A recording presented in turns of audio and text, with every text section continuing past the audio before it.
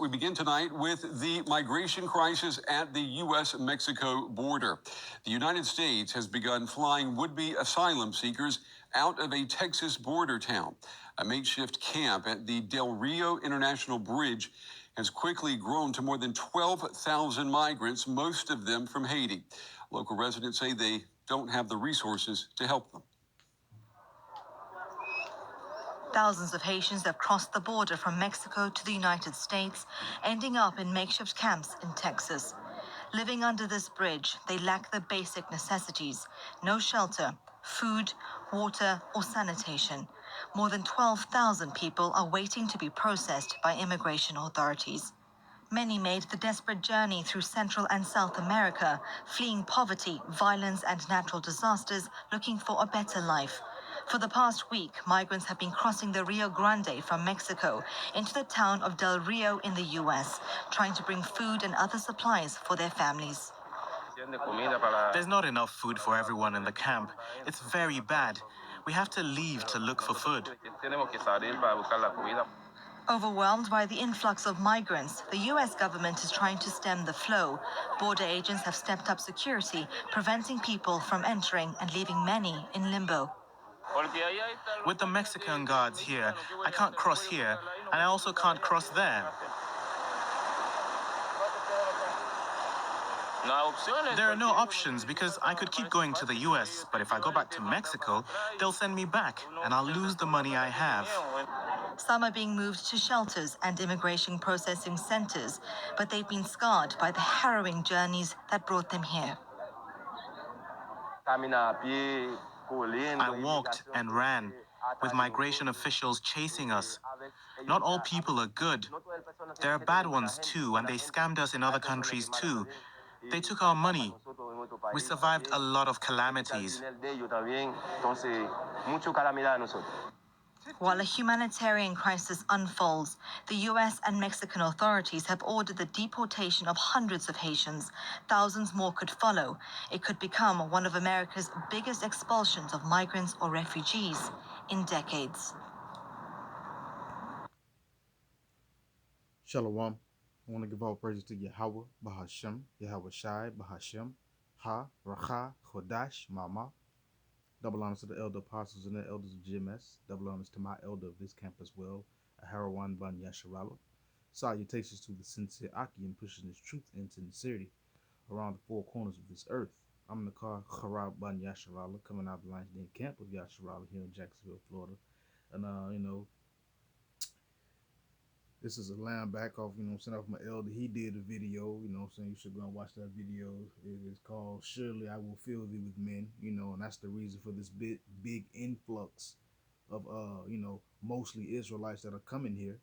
But also, the Most High put it on my spirit that, this is also our people running down to Egypt for help, believing that America can save them, believing that this place, because of all the supposed amenities and military presence and force and all these different things, the people that are stuck on the border of Texas, a lot of those are Israelites, and a lot of them believe that coming here to Babylon is or coming here to Egypt is a safe haven.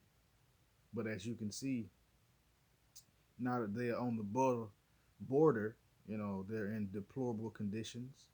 Not a lot of bathrooms, not a lot of fresh water, not a lot of clean water. So it's a lot of we'll say chaos going on right now on the border.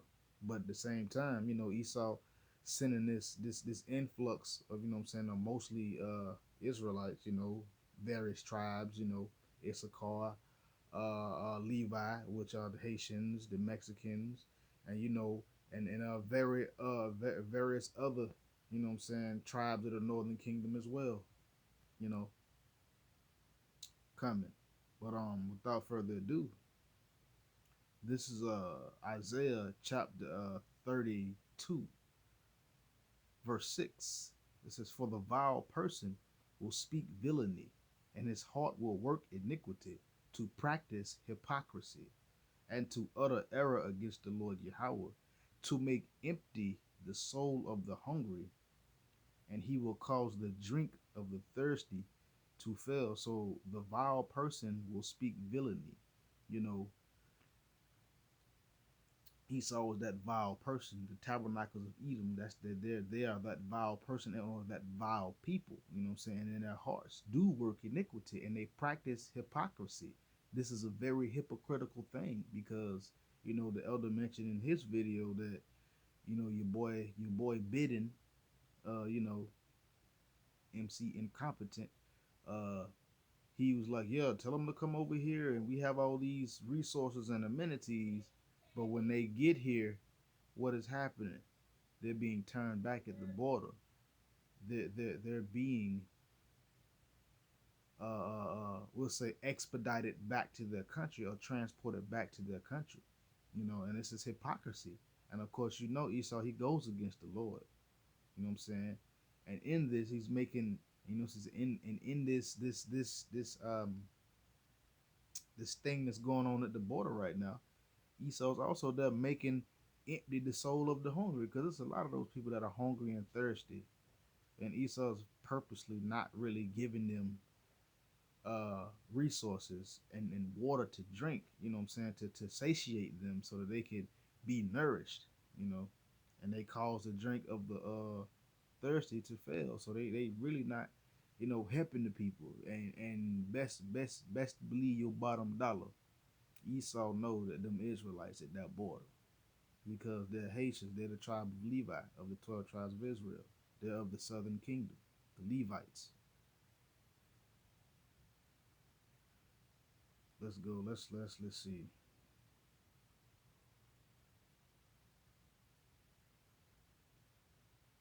Now let's go ahead and jump over to chapter 31. Again, the Most High had me to bring this out twice. I did a previous lesson about a day or two ago talking about the 2/3 of our people won't listen. This is Isaiah 31 and 1. It says, woe to them that go down to Egypt for help. Woe means destruction.